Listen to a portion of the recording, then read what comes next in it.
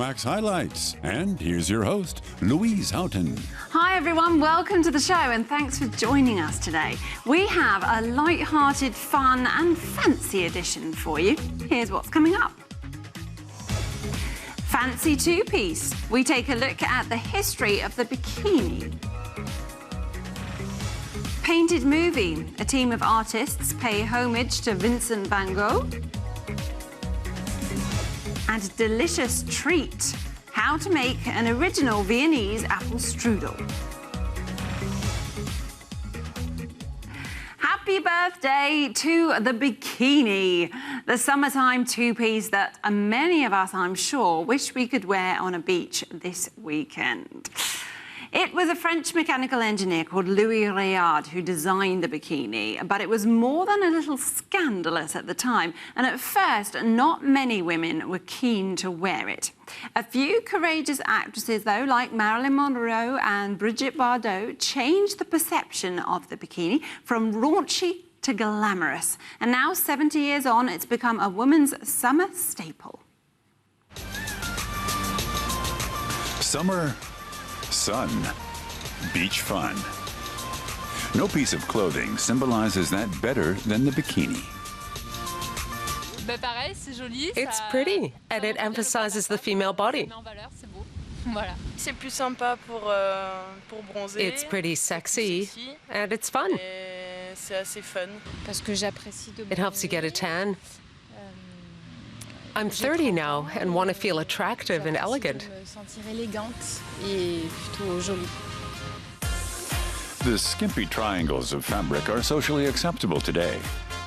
Celebrities like Heidi Klum, Tony Garn, Eva Pontbag, and Stephanie Giesinger all post pictures of themselves wearing bikinis.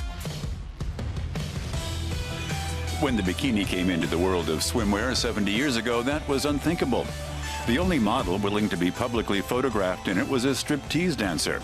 In some countries, the bikini was even forbidden. But the bikini's success was inexorable. Soon, film stars like Brigitte Bardot and Marilyn Monroe posed for photos in the increasingly popular two-piece bathing costume.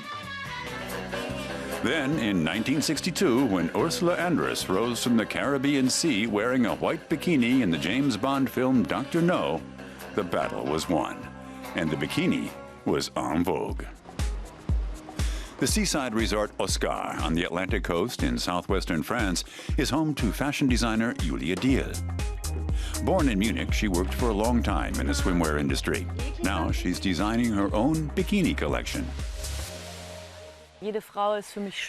I regard every woman as beautiful. I got started when I saw so many friends were afraid to wear a skimpy bikini because they thought their behind was too fat, but that's all nonsense. You just have to find the right cut for your figure, and then all women look great. Julia Diel likes to use unconventional materials for her bikinis. For example, crochet thread, or even leather. This one's really special, a dash of hippie, of Coachella, of 70s style, made modern. It's great for going into the water, but don't hang it over a heater afterward. It'll shrink and become tiny and hard. You won't be able to wear it again. Julia Diel collects used men's jeans on a shelf in her studio. The bigger and more vintage they are, the better. I would never use a pair of jeans that hadn't been faded through wear. It simply can't be a pair of jeans treated with a sandblaster. They have to be worn out from use. Set your love on fire and let the flames burn higher. Julia Diel's bikinis are often custom-made and one-of-a-kind. For example, when the material is sourced from cast-off clothes like T-shirts. Her prices range from 150 to 300 euros. I'd like everyone to be able to wear my bikinis. They're not cheap, but the workmanship is very good.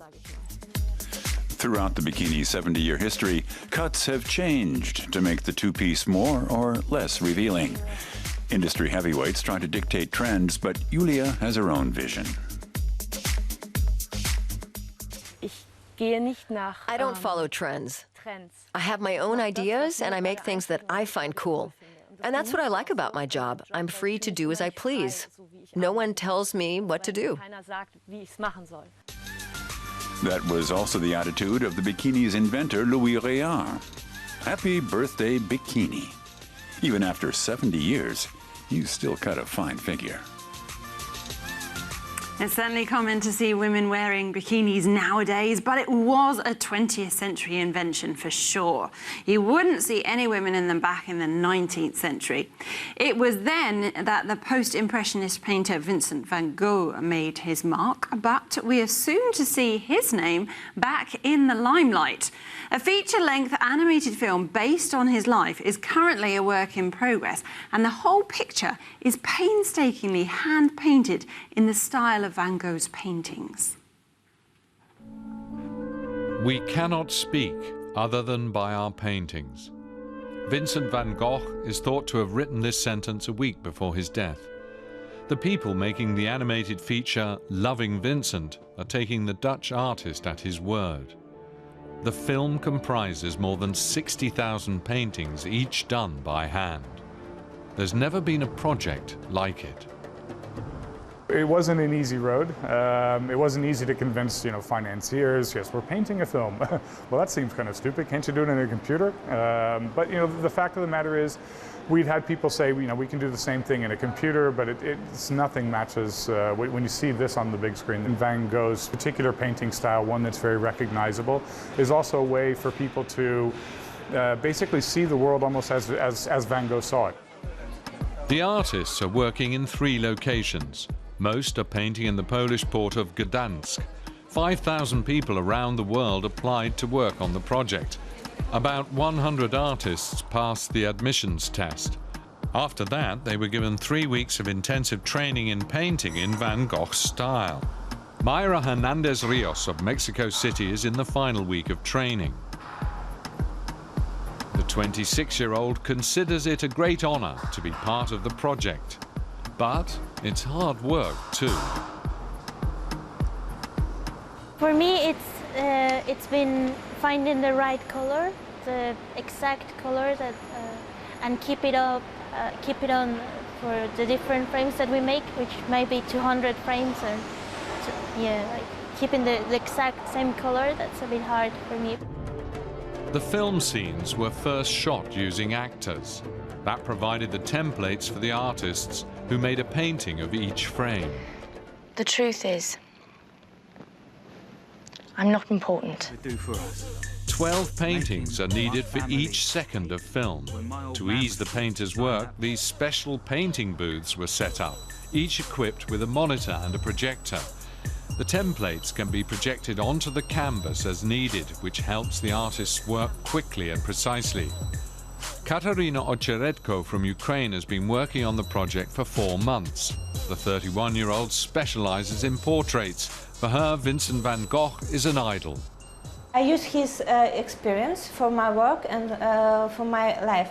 And now I can do something for him. I think it's because he's very important, and he changed our think about colors, about styles, about work in the landscape. It's my thank you for him. The story the movie tells is based on the 800 letters Vincent van Gogh sent his brother Theo. The film restricts itself to the last year of Van Gogh's life. It's been a mammoth project for producer Sean Bobbitt and his team. Van Gogh painted various canvas sizes, so sometimes we had to invent a little bit to the right or to the left. Sometimes for the reasons, for script reasons, we actually had to change the season, so we had to change a little bit the color scheme in some of the paintings a bit. But we tried to show most of the paintings as true to the original at some point in the film as we can. They're visiting my auntie, so I guess for the next 2 days I'm the proprietress. Each individual painting is photographed and later put together in sequence. Animation specialist Bartosz Dujewski corrects errors and ensures seamless transitions. A simple thing as light can make some flickering on this, and you need to watching it too. So it's really hard work, and of course you need to be much patient, because after 2 weeks you can have 1 second of the movie.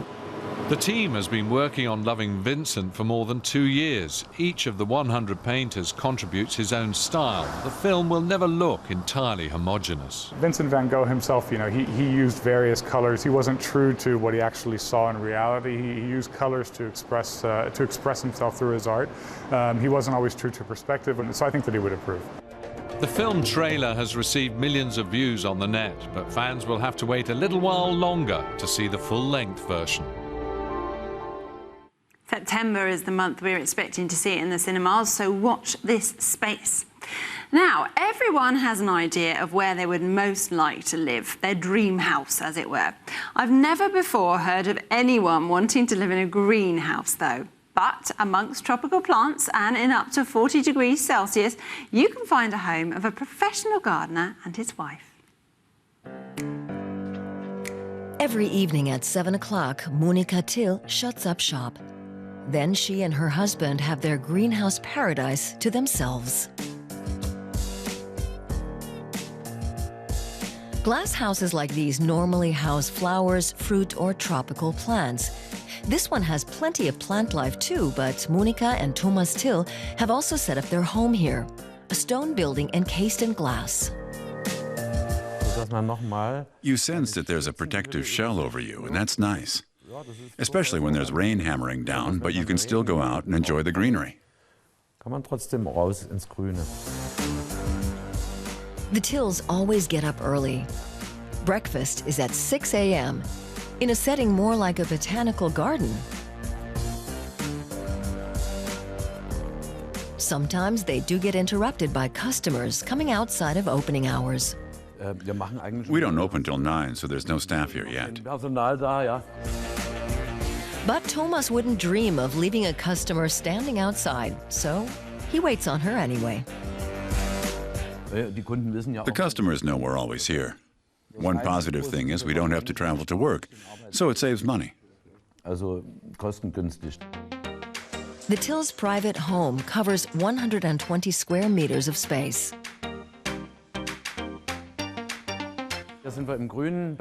So this is the green part of our living room. We have various things growing here. The vine is further along than it would be if it were outside. Here we have blackwood bamboo. It suffered a bit during the winter, but it'll recover. Then we have a photinia, an evergreen that many will know from Italy or other Mediterranean countries. And over here is a variety of a fan palm, which grows in the wild in Italy. Monika Till has long since got used to living and working in the same building. Our private living space is protected somehow. It is an open house, that's true, but it's still divided up. We don't have staff back here all the time in our private home. It happens. You can even find a customer in your living room. But not often. In summer, temperatures in the glass house can rise to over 40 degrees Celsius, so the blinds have to be drawn. When it's sunny, we normally leave them shut, or partly shut, all day. You have to weigh it up. But like now, where it's a bit cloudy, you can leave it open a bit, and then it's quite bearable.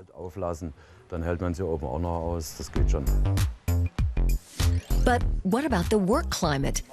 What's it like for staff working right next to their boss's home? It's not always easy. We have a very personal and family-like relationship with each other and with the bosses, which is nice. But if the bosses have a row, then we feel it. So it's all very authentic.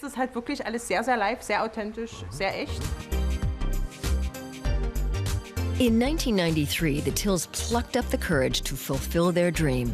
They both knew what they wanted and completely agreed on the plan. They invested several €100,000, hard work, and willingness to take a risk. And it's paid off.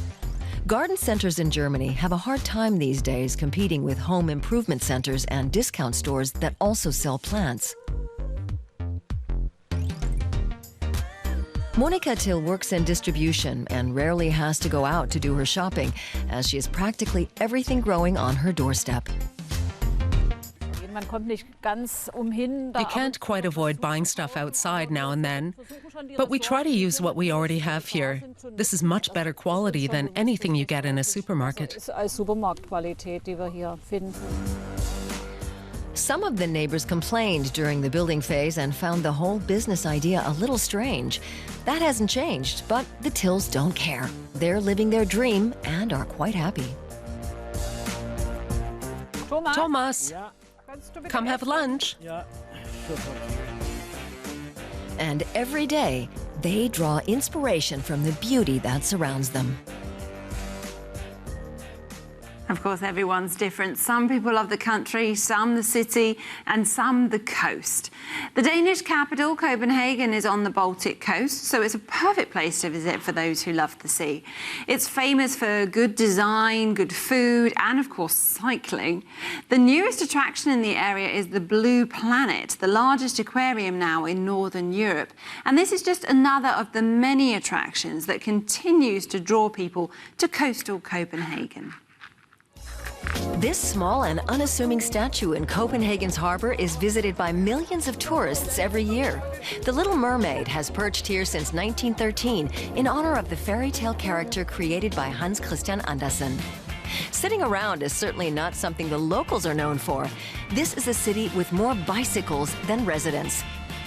One of the most popular thoroughfares for cyclists is this downtown bridge. Anna-Katrin Halders is an urban planner who spearheads cyclist-friendly projects. I think it's just this thing about being on the street. And when you're in your car, you're sort of closed. You're away from your surroundings. You're not a part of it. When you're on the bike, you become part of the surroundings, and you become a part of the group of people that makes the city livable. In this part of town, however, cyclists have to get off and push. At 1.1 kilometers, the Strudel is one of the longest pedestrian zones in Europe, with shopping options galore. Royal Copenhagen is among the more traditional stores, producing and selling porcelain wares. The world-famous company was founded in 1775 and is official purveyor to the Danish royal family. Some of its products are on display at Amalienborg Palace, the royal family's city residence. We're a very small nation, but I think that this whole royal atmosphere sort of goes well along with this story about Denmark being sort of a fairy tale country. Amalienborg was built in the 18th century and comprises 4 near-identical palaces. The soldiers who keep watch here day and night are one of the city's major tourist attractions. Others include Christiansborg, originally another residence of Danish royalty. It is now home to the Danish Parliament, Supreme Court, and Prime Minister's office. But it still has royal reception rooms used for state banquets and other events hosted by the monarch. Copenhagen also has its fair share of modern architecture. The Blue Planet was purpose-built to house the expanded National Aquarium. It's the largest facility of its kind in Northern Europe, with almost 500 different species on view, from sharks and sea lions to dwarf crocodiles, eels, and exotic fish. Visiting the National Aquarium of Denmark is like traveling around the world under the sea. You can see the big ocean, you can see the Nordic area, you can see others from Alaska, you can see the Faroe Island. So that's what makes this place fascinating, is that it's a world aquarium and not just like a local aquarium. Back in the city, but still on the marine theme, there's the Nyhavn district. Nyhavn, or New Harbor, was an important global trading hub in the 17th and 18th centuries. Today, it's buzzing with restaurants and bars. It's sort of very significant for Copenhagen to have the water that's close to where you hang out, and so for me it's just a very unique part of Copenhagen. On offer are a range of Danish culinary specialties and beer. There's so many people and music and so colorful, so really enjoying it. There's always happy people, and in the summertime this is a special place to be. The colorful side of Copenhagen. And if your cycling trip is over for the day, this is a great place to wind down.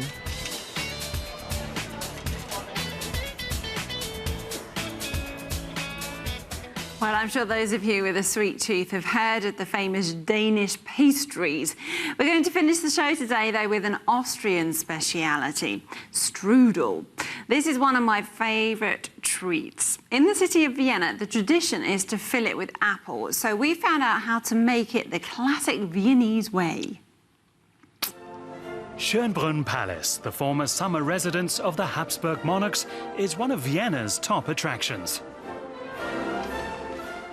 At the imperial court, they ate well, and apple strudel was often served for dessert.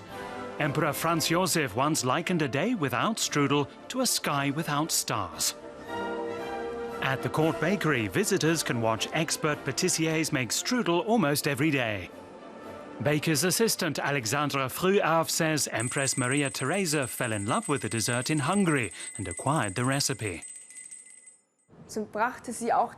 She brought the recipe back here to the imperial court in Vienna and refined it a little. And the original Viennese apple strudel was born. An egg, lukewarm water, 2 pinches of salt and some sunflower oil formed the basis for the dough. And lastly, the flour, smooth, fine flour. After kneading the dough for a good while, she leaves it to cool. Now she prepares the apple filling. The most important thing are the apples, sour green apples. You can use Belle de Boskop, but I prefer Granny Smith's, because they taste better. She cuts up the apples in thinner and thicker slices and sprinkles them with lemon to keep them from going brown. Throw in some raisins, then you add the breadcrumbs, which have been roasted with butter in a frying pan until they're golden brown. Now she covers the dough in flour so it's ready to be rolled out. Press down the edges to make a mound in the center.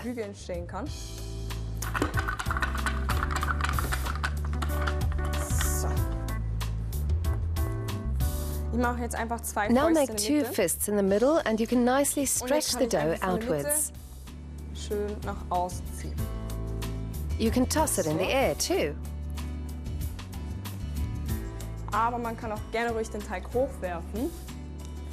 Now it's getting really big. That's big enough. I'll just put it on my pastry cloth.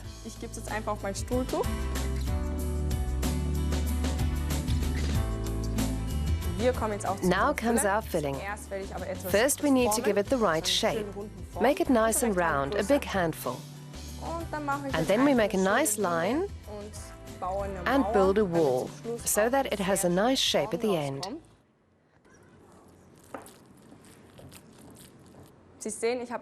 You can see I've left a bit of dough, so I can simply cover the filling with the end of the dough.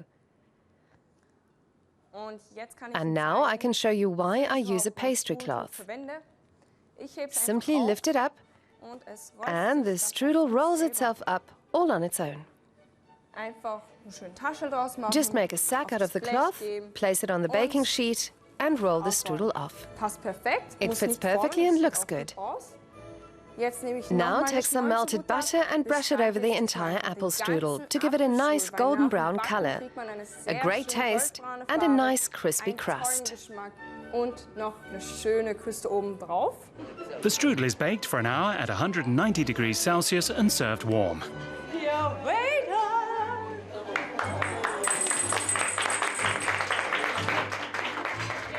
People eat it with vanilla sauce, plain or with whipped cream. No wonder the apple strudel is highly sought after at the Residenz Cafe at Vienna's Schönbrunn Palace.